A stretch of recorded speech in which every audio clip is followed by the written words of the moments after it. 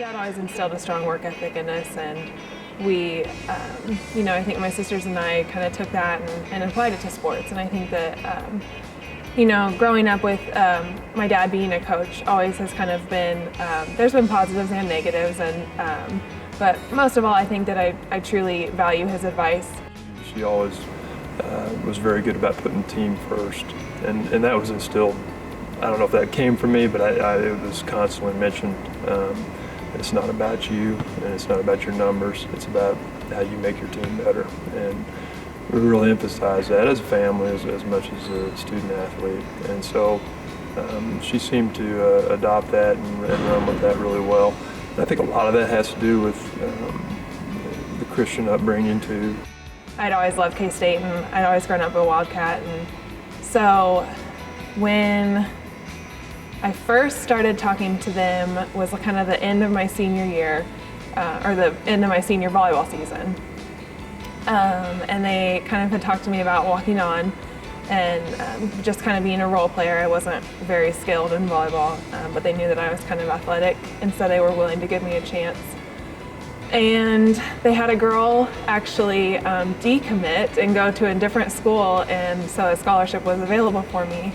And so they offered me a scholarship, and I kind of jumped on the opportunity and took it from there. And K-State took a chance on me, and thank goodness for that, because it ended up being such a great experience. How motivated she was to succeed. I think that led itself to success on the floor.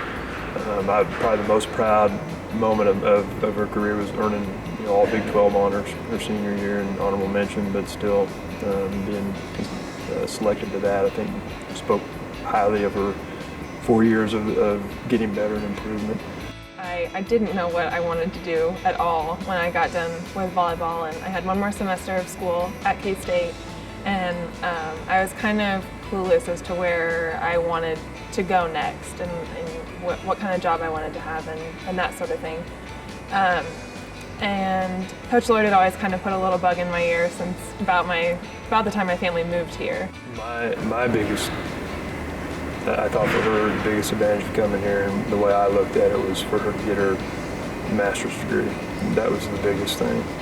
And secondly, it was a chance to play and continue to be an athlete. Talked to Coach Lord, and then I came on a visit and decided that having one more year to kind of decide my career path that I wanted to take, and also have the opportunity to play basketball, was just a really good decision for me at that time.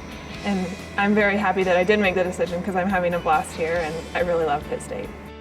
As you try and focus on your game, when we play immediately following the girls' game, in the back of my mind, how are the girls doing? How's she playing? How's she doing? Is she doing well? How are they doing? So it's kind of it's different. Never been through it before. Learning to kind of balance that a little bit, but it is fun. It's awesome to watch her.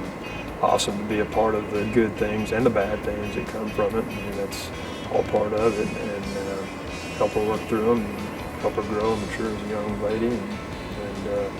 But it is nice to be here. My dad's always told me, strive for perfection in whatever you're doing, but always realize that it's never possible. You can strive to be perfect as much as you want, but you're going to hit bumps, and you're going to hit things along the way that are going to not allow you to be perfect. And so when you're out in the game, try not to get kind of too caught up in your head. And I have a tendency to do that, and over time I think that he has helped me kind of get out of my own head and give to others to not worry so much about being perfect.